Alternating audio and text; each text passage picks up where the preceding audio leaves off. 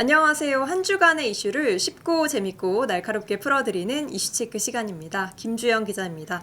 오늘도 막힘없는 경제 분석 김수원 MTN 기업경제센터장님과 함께하겠습니다. 안녕하세요. 예, 안녕하세요.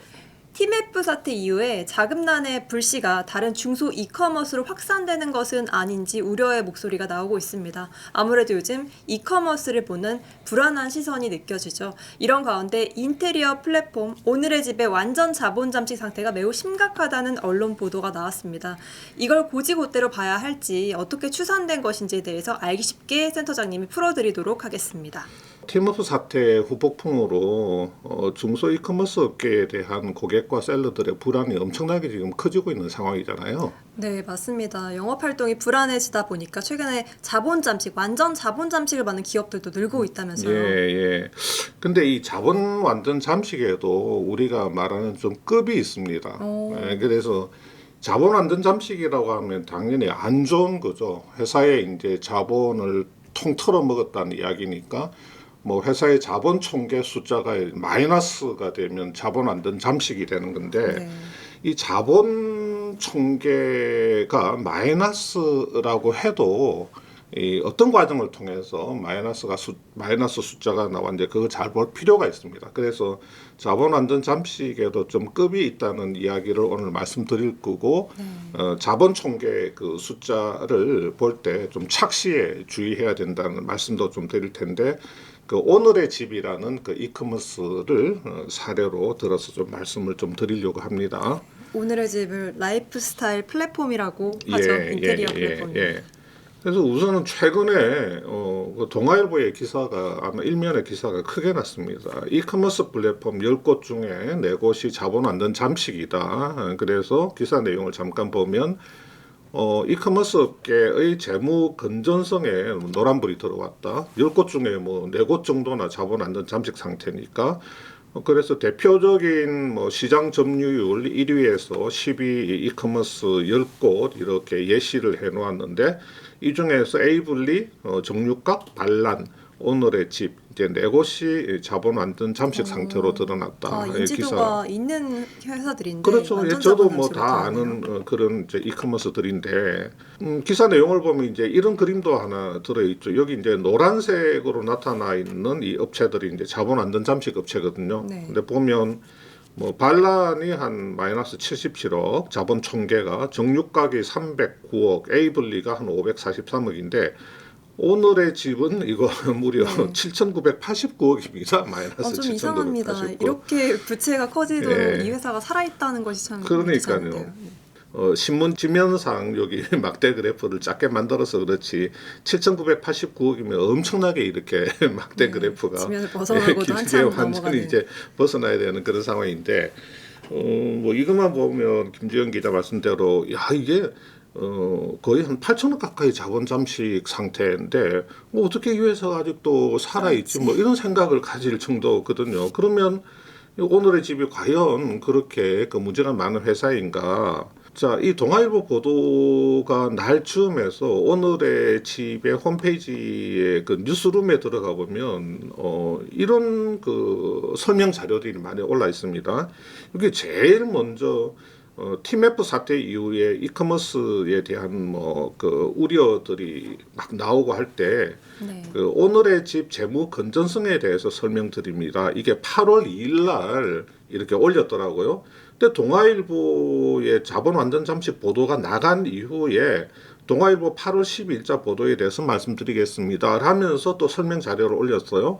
그리고 8월 16일 날 다시 한번 또 굉장히 그 세부적이고 그 또 장황한 자료를 다시 한번 또 올렸습니다. 네, 3번이나 강조를 할 정도면 그동안에 여기저기서 문의가 참 많았겠네요. 그렇죠. 그러니까 이게 굉장히 뭐 여기저기서 뭐 전화가 오고 뭐 그렇게 하니까 회사 입장에서는 이걸 좀 적극적으로 좀 설명하고 해명을 해야 되겠다는 생각도 했을 거고 어떻게 보면 좀 보도에 대해서 상당히 좀 짜증도 났던 것 같아요. 뭐 회사 입장에서는 이게 아닌데 좀 억울하다. 뭐 이런 생각도 했던 것 같습니다. 위메프 그 감사 보고서에 보면 이런 내용이 들어 있습니다. 23년도 위메프 감사 의견을 보면 계속 기업 관련 중요한 불확실성 이게 뭐냐면 그 회계법인이 그 외부 감사인이 회사를 감사를 하는데 여기 내용에 보시면 자, 이 회사는 계속해서 적자를 내고 있고 손실을 내고 있고 그 다음에 그 유동 자산 대비 그 유동 부채가 굉장히 많은 회사다. 그러니까 유동자산은 1년 내에 현금화할 수 있는 거고 유동부채는 그렇죠. 1년 내에 갚아야 할 돈이 맞습니다. 거죠. 예. 그러니까 1년 내에 갚아야 될 부채의 규모가 회사가 가지고 있는 1년 내에 현금화할 수 있는 자산보다도 이제 훨씬 많고 회사가 계속해서 그 적자를 내고 있다. 그래서 이 회사가 계속해서 그 영업을 해 나갈 수 있을지에 대한 중요한 불확실성이 있다. 이거를 이제 감사 의견에 붙여놓은 거거든요. 그 다음에 이제 알레츠라고 하는 플랫폼. 지난주에 그 일방적으로 홈페이지에 폐업 공고를 올리고 대표하고 주요 임직원들이 전부 다 잠적을 해버렸죠. 그래서 경찰이 지금 수사에 나섰는데 회사 이름은 법인명은 이제 인터스텔라인데 이 알레츠 플랫폼의 감사 23년도 감사 보고서에도 역시 계속 기업 관련 중요한 불확실성이 이게 있습니다. 그 근거가 뭐냐면 회사가 계속 이렇게 적자를 내고 있고 유동 부채가 유동 자산을 훨씬 초과해서 많다 이런 내용이거든요. 자 그러면 오늘의 집 같은 경우도 지금 자본 안전 잠식이죠. 그 다음에 계속해서 적자를 내고 있는 기업입니다. 그 다음에 유동 자산보다도 유동 부채가 훨씬 많아요. 그러면 우리가 생각할 때 오늘의 집 감사 보고서 감사 의견에도 외부 감사인이 계속 기업의 중요한 불확실성을 언급을 해놓았을 거다 이렇게 생각을 할 수가 있겠죠, 그죠? 수치를 보면 결이 비슷하지 않을까 이런 느낌이 예, 들죠. 예. 그러니까 근데 오늘의 집 이제 법인명 그 버킷플레이스 감사 보고서를 보면 그런 이야기가 하나도 없어요. 그냥 적정하게 회계 처리했네 이 이야기밖에 없습니다. 계속 그렇네요. 기업으로서의 중요한 그 불확실성에 대한 언급이 하나도 안 나와 있죠. 그럼 어떻게 어떻게 이런 된 일이 거지? 있었을까요? 그냥 외부 감사인이 자기 뭐 마음대로 뭐 계속 기업 불확실성을 주고 안 주고 하는 건가? 오늘의 집도 뭐 자본안전 잠식에 유동자산보다 유동부채가 훨씬 많고 그 다음에 적자를 내는 기업인데 7,900억이 근데 여기는 왜 그 네. 계속 기업의 불확실 가능이 없지? 이런 생각을 할 수가 있죠. 왜 그러면 오늘의 집은 계속 기업에 대한 불확실성을 감사인이 언급을 하지 않는가? 그거를 말씀드리기 전에 그 일반적으로 그 우리가 그 회사에 그 투자가 들어올 때 그 투자 구조를 한번 간단하게 한번 살펴보고 가도록 하겠습니다. 스타트업이 투자를 받잖아요. 그 벤처 캐피털이라든지 아니면 그 프라이빗 에쿼티 펀드 PF한테 이렇게 투자를 받으면 투자금이 들어오고 대개는 그 투자자한테 우선주를 발행해 줍니다. 스타트업 같은 경우에. 근데 이 우선주가 일반적인 우선주가 아니고 상환 전환 우선주, 그러니까 RCPS라고 하는 걸 발행을 해주거든요. Redeemable, Convertible, 뭐 Preferred Share 그래가지고 상환 전환 우선주라고 하는 일반 우선주 외에 약간 특수한 형태의 우선주를 발행을 해줍니다. 저번 시간에 상환권, 전환권 모두 있는 우선주다 이렇게 네, 설명을 예. 해주셨죠. 그래서 뭐 간단하게 말씀드리면 투자자가 발행회사에 대해서 투자 원리금을 조기에 갚아달라라고 요구할 수 있는 그런 권리가 이 그 우선주 안에 이제 들어 있는 거죠. 그 다음에 전환. 투자자가 발행 기업에 대해서 내가 가지고 있는 우선주를 보통주로 이렇게 바꿔달라라고 요구할 수 있는 그 권리가 이 우선주 안에 들어 있는 겁니다. 그래서 이제 우리가 상환, 전환, 우선주라고 이렇게 이야기를 하는데, 자, 이 RCPS를 발행한 기업을 판단할 때는 우리가 두 가지를 잘 봐야 됩니다. 두 가지를 잘 봐야 돼요. 자, 뭐냐면 이 RCPS는 우리나라의 국제회계 기준 IFRS가 들어오기 전에 우리나라에서 사용하던 회계 기준이 있습니다. 요 일반 기업 회계 기준이라고 K-갭이라고 하는 건데 이 K-갭에서는 이 상환전환 우선주는 그냥 묻지도 따지지도 말고 그냥 자본으로 분류를 하도록 했어요. 왜냐하면 우선주니까 주식이니까 자본 안에 뭐 어떤 권리가 있든지 간에 그냥 주식이다. 이거는 그냥 우선주, 그냥 주식이다. 그래서 묻지도 따지지도 말고 RCPS는 우선주 형식으로 되어 있으니까 근데 이거는 자본으로 간주를 한다. 그래서 만약에 회사가 RCPS를 1,000억을 발행했다. 그러면 그냥 회사의 자본, 그렇죠. 네, 자본 1,000억 이렇게 이제 인식을 했는데 이 IFRS 한국채택국제회계 기준이 이렇게 도입이 되면서 이 RCPS에 대한 회계 처리가 좀 달라졌어요. 네. 어떻게 달라졌냐면 지금 우리나라 기업들의 거의 대부분은 아직도 그 K갭을 쓰고 있습니다. 근데 상장 기업 또는 상장을 하려고 하는 기업은 그 IFRS를 써야 되거든요. 네. 자, 이 IFRS에서는 어떻게 이야기를 하냐면, 이 RCPS의 그 발행 조건에, 자, 투자자가 발행회사한테, 자, 만기가 되기 전에 조기에 갚아달라고 요구할 수 있다라는 조항이 들어있으면, 야, 이거는 부채지. 회사는 그 투자자의 요구에 응해서 상환을 해줘야 되니까, 네. 이런 조항이 들어있으면 이거는 부채다. 그런데, 갚고 안 갚고는 그냥 발행회사가 자기들 마음대로 알아서 결정할 수 있고 투자자가 회사에 대해서 상환을 요구할 수 있는 권리는 없는 조건으로 RCPS를 발행한다. 그러면 야 이거는 뭐 전환만 되는 거잖아요. 이럴 그렇죠. 때는. 네. 뭐 상환 의무가 없네? 그럼 이건 자본이지. 이거를 회사의 부채로 보기는 어렵지. 그러면 이거는 자본이지. 그래서 발행 조건에 따라서 RCP에서는 부채가 될 수도 있고 또 상환 자본도 될 수 있다. 이게 이제 IFRS 그 회계의 이제 그 원칙으로 이렇게 만들어져 있거든요. 그러다 보니까 이 이제 발행 조건을 이제 따져야 되는데 아니 그러면 자기 돈을 RCPS에 투자를 했는데 발행회사가 뭐 자기가 마음대로 갚을 수도 있고 안 갚을 수도 있는 그런 발행 조건을 왜 투자자가 받아들여서 그 투자를 하느냐 거기에 대한 내용은 네, 저희가 7월 25일 그렇죠. 방송분에 있었죠. 예, 7월 25일 날 경제와 놀자 김수원의 이슈 체크에 보면 그 내용이 자세히 이제 설명이 되어 있으니까 참고하시면 될 것 같고요. 자, 그다음에 이제 오늘의 집으로 한번 넘어가 보겠습니다. 회사 이름은 이제 버킷플레이스라고 했는데, 자, 오늘의 집은 비상장사죠. 지금도 비상장사인데, 자, 그 전에는 그 K갭 회계 기준을 쓰고 있었습니다. 지금까지 RCP에서 발행 누적이 한 3천억 정도 돼요. 자, 그런데 이 RCPS에는 투자자가 상환을 요구할 수 있는 그 권리가 이 RCPS 안에 내재되어 있습니다. 네. 근데 K갭을 쓰고 있었단 말이죠. 그러면 묻지도 따지지도 않고 자본 묻지도 3천억으로 인식이 따지지도 되는 거예요? 말고 네. 예, 자본으로 인식을 하고 있었죠. 근데 이 오늘의 집이 23년도 결산할 때부터는 KIFRS로 회계를 컨버전을 합니다.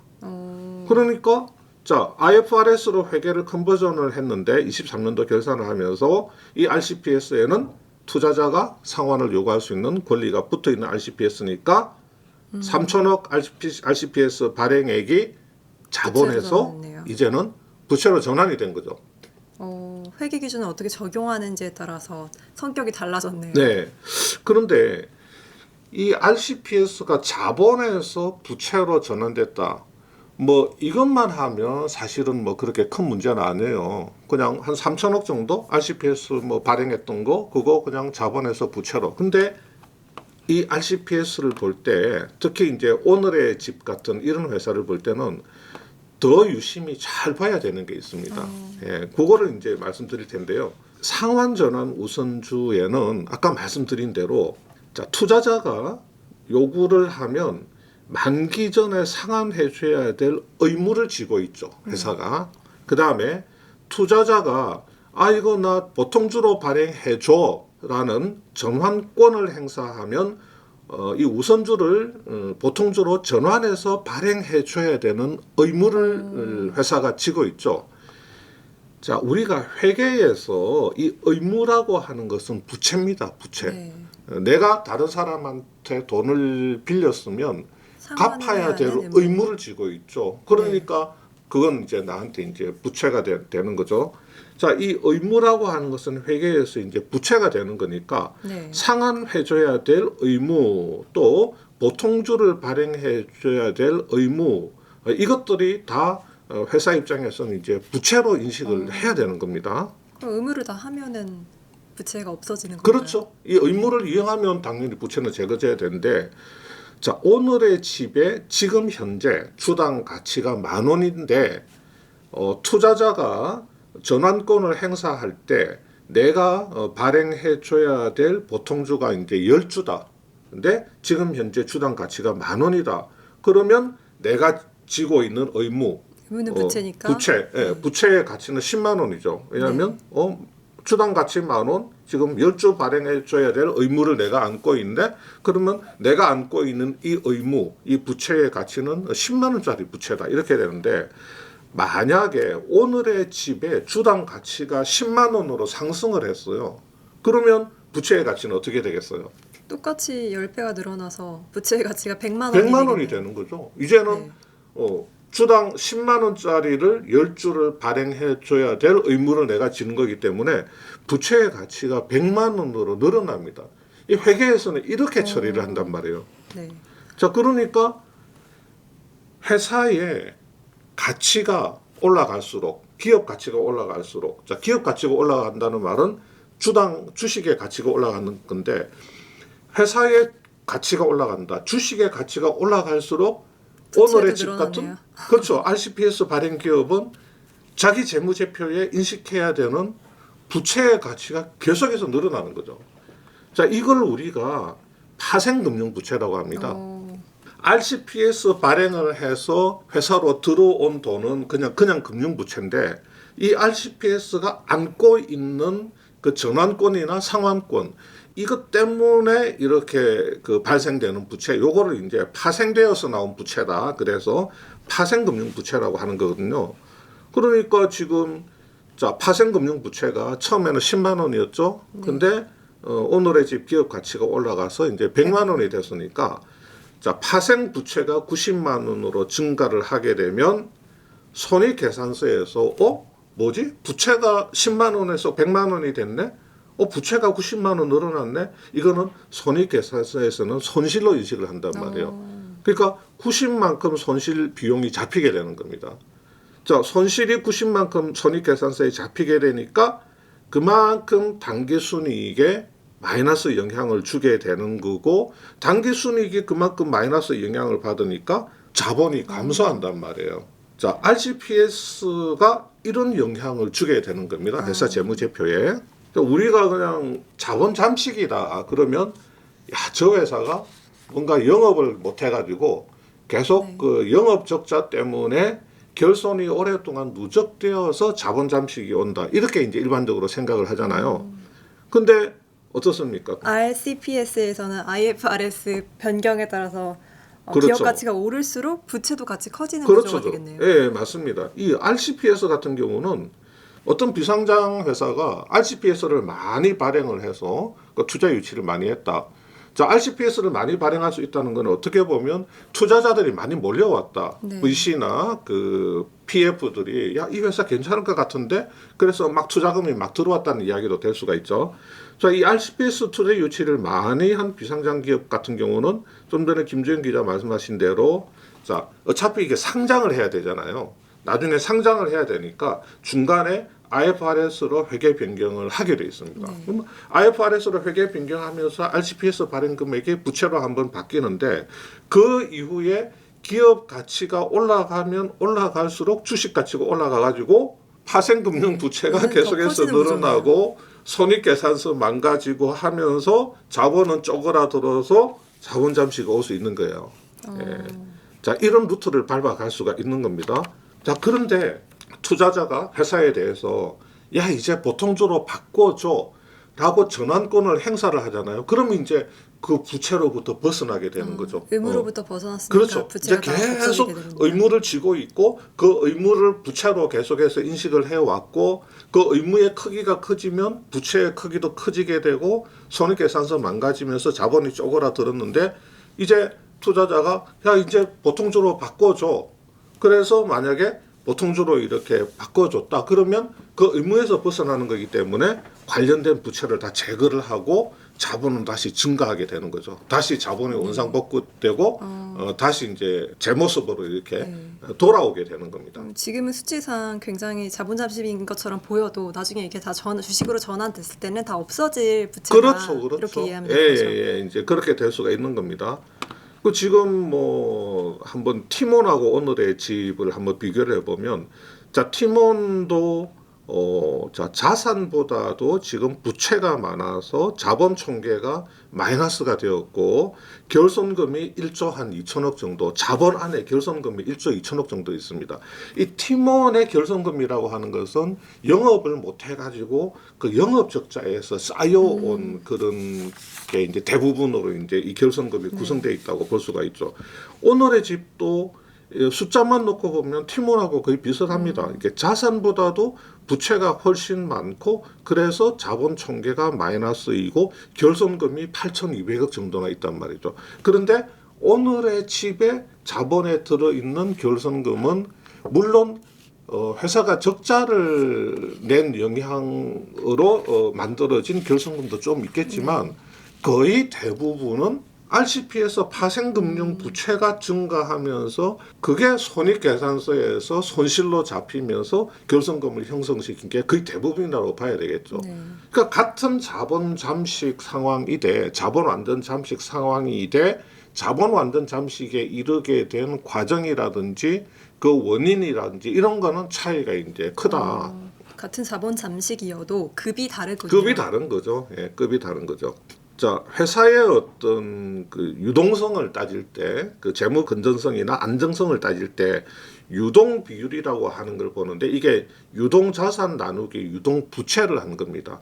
자, 1년 안에 현금화할 수 있는 자산의 규모, 1년 안에 갚아야 되는 부채의 이제 규모, 이걸 이제 비율로 따져 보는 건데 유동 자산하고 유동 부채가 규모가 거의 비슷하면 100%가 나오겠죠. 네. 그래서 우리가 100%를 되게 좀 적정하다고 보나요? 그보다 훨씬 높으면 좋은데 100% 정도는 되어야 한다. 이제 그런 이제 기준이 있는데 팀원은 18%밖에 안 됩니다. 오늘의 집도 40%밖에 안 돼요. 50%도 안 되는 거예요, 유동 비율이. 그래서 이 숫자만 놓고 보면 야, 이거 굉장히 회사의 안정성이 떨어진다. 이렇게 이야기를 할 수밖에 없는데, 자, 다른 기준으로 한번 볼게요. 자, 23년도 오늘의 집의 재무제표 숫자를 IFRS와 이제 K갭으로 한번 보겠습니다. 보면, 자, 유동자산의 규모는 똑같죠. 뭐 자산은 영향받을 게 없습니다. IFRS로 보나 K갭으로 보나 똑같죠. 근데 부채에서는 차이가 많이 나죠. IFRS로 봤을 때는 부채가 유동 부채가 한 9천억 정도 되는데 K갭으로 보게 되면 1,600억밖에 안 됩니다. 이 회계 기준에 따라서 유동 부채 차이가 이렇게 크게 나죠. 그러다 보니까 자, 부채 총계도 IFRS로 보면 1조 2천이지만 K갭으로 보게 되면 1,600억 정도밖에 안 되죠. 자, K갭으로 보게 되면 자본 잠식도 아닙니다. 자, 자본 총계가 2,243억이 되는 거예요. 자, 결손금도 IFRS에서는 8,200억 결손금이지만 K갭에서는 결손금이 958억밖에 안 됩니다. 자, 이게 왜 어디서 차이가 나냐면 앞에서 말씀드린 대로 K갭으로 보게 되면 IFRS에서 인식했던 RCPS 금융부채 3천억이 빠지게 되죠. 네. 그죠? 그 다음에 그 전환권과 약간 일부 상환권, 전환권이 거의 대부분이겠지만 전환권을 그 평가한 파생금융부채 7천억, 요 3천억하고 파생금융부채 7천억, 요 1조 원이 K갭 기준으로 보면 부채에서 빠진단 말이에요. 이게 자본으로 인식되는 거죠. K갭에서는. 그러니까 회사는 그냥 그대로 있고 맨날 하는 영업 그대로 하고 하는데 어떤 회계 기준으로 보냐에 따라서 숫자가 이렇게 많이 달라지게 되는 겁니다. 일종의 착시 현상이라고 볼 수가 있는 거예요. 네, 맞습니다. 이제 뭐 굳이 말하자면 이제 어떤 착시라고 말을 할 수도 있는데 그러니까 회사가 앞으로 이제 어떤 상장을 하겠다는 생각을 가지고 K갭에서 KIFRS로 회계 기준을 바꾸면서 이렇게 숫자가 이제 확 망가지게 된 그런 케이스라고 볼 수가 있죠. 그래서 K갭 기준으로 오늘의 집을 보면 자본 총계는 뭐 플러스 2,200억이고 유동 비율이 224%나 이제 나오게 됩니다. 당좌 비율도 219%가 나오게 되고 자, 유동 비율이 뭐 200% 넘어가게 되면 굉장히 그 유동성, 안정성이 이제 굉장히 좋은 기업이죠. IFRS로 봤을 때는 40%밖에 안 되던 50%에도 미치지 못하던 유동 비율이 220%까지 이제 올라가게 되는 거죠. 그러니까 이제 그 신문 기사에서 자본 잠식 기업으로 이렇게 사례가 나오게 되니까 오늘의 집 같은 경우는 이제 미치고 이제 팔짝팔짝 억울하고 이제 그런 상황이네요. 억울하고 막 그렇게 그런 생각이 드니까 해서 홈페이지에 막 자료들을 이제 계속 올리고 있는 그런 상황으로 보입니다. 회사에서 제시하고 있는 자료의 문장의 일부분을 보면 자, 공시된 재무제표만 보면 자본 안전 잠식 기업으로 오해할 수 있다. 오해라는 표현을 썼어요. 오해할 수 있는데 이거는 K갭에서 KIFRS로 변경하면서 발생된 오해다. 오늘의 집의 기업 가치가 반영된 RCPS 때문이다. 그러면서 2014년도 이후에 그 발행되었던 RCPS가 이제 올해 8월에 10년 만기가 도래하면서 처음으로 이제 보통주 전환이 되었고 남아 있는 RCPS들도 계속해서 만기 도래하는 대로 보통주 전환이 순차적으로 지금 이어질 예정이다. 그러니까 보통주 전환이 되면 그 부채가 없어지게 되죠. 의무에서 이제 벗어나게 되니까 부채가 떨어져 나가게 되고 그만큼 괜찮아진다. 보통주가 발행되면서 거기서 이제 자본금과 이제 그 잉여금이 발생되면서 자본의 원위치로 이제 돌아가게 되죠. 이렇게 좋은 재무 건전성을 기반으로 해서 지금 8월 1일에는 오히려 자기들 셀러 정산 대금 675억 원을 조기에 정산을 했다는 거예요. 다른 이커머스들은 계속 뭐 미루고 뭐 미지급 뭐 팀F는 1조 원이나 미지급하고 난리인데 우리는 이 중소셀러들이 팀F 사태 때문에 막 어려워졌다는 이야기를 듣고 야, 막 금고에서 돈 꺼내가지고 조기에 정산을 해줬다는 겁니다. 그 정도로 재무적으로 좋다라고 하는 걸 이제 지금 이야기를 하고 있는 거죠. 이런 거 보면 나름 오늘의 집의 주장에 또 일견 설득력이 있어 보입니다. 예. 근데 뭐 그 오늘의 집이 그러면 무조건 막 아무런 문제가 없느냐 이제 그런 건 아니고요. 이제 손익계산서를 보면 네. 지금 계속 영업 적자를 내고 있는 기업입니다. 근데 다만 22년도에 493억 영업 적자가 23년도에 130억으로 자, 매출이 많이 늘면서 이제 영업 손실이 꽤 많이 줄어들었죠. 그러니까 이제 앞으로 뭐 영업 손익계산서에서도 영업이익을 내야 되는 이제 그런 뭐 저 상황에 있는 거고요. 뭐 다만 이제 회사에서 이야기하는 건 뭐냐면 조정 EBITDA 기준으로는 23년도에도 연간 흑자를 냈다. 자, 이게 뭐냐면 130억의 영업 손실은 이게 이제 회계상으로 산출한 거고 여기에 이제 현금이 유출되지 않은 비용인 각종 이제 상각비, 뭐 감가상각비라든지 뭐 사용권 자산 상각이라든지 이런 상각비하고 그다음에 주식 보상 비용, 스톡옵션 비용 직원들한테 부여한 스톡옵션 비용도 현금이 현금이 나가지 않은 비용이거든요. 그래서 회계상의 영업 손실에다가 각종 이제 현금 비유출 비용, 상각비나 스톡옵션 비용 같은 거를 합산을 하면 현금 기준의 영업이익, 흐름 기준의 영업이익, 조정 EBITDA는 흑자다. 이렇게 이야기를 하고 있는 겁니다. 그래서 제가 계산을 해보니까 조정 EBITDA가 한 107억 정도 그 플러스가 나오기는 하더라고요. 그래서 뭐 조정 EBITDA가 흑자로 나오는 거는 긍정적이기는 하지만 그럼에도 불구하고 그 손익계산서 상에 재무제표 상에 회계상에 영업이익을 내야 되는 이제 그런 부담은 안고 있는 거죠. 다만 자본 완전 잠식으로 뭐 그렇게 초토화가 된 그런 기업으로 보기는 어렵다는 거죠. 네. 팀F 사태 이후에 다른 중소 이커머스들을 봤더니 경영 활동에 어려움을 겪어서 완전 자본 잠식을 겪는 기업들이 많이 있습니다.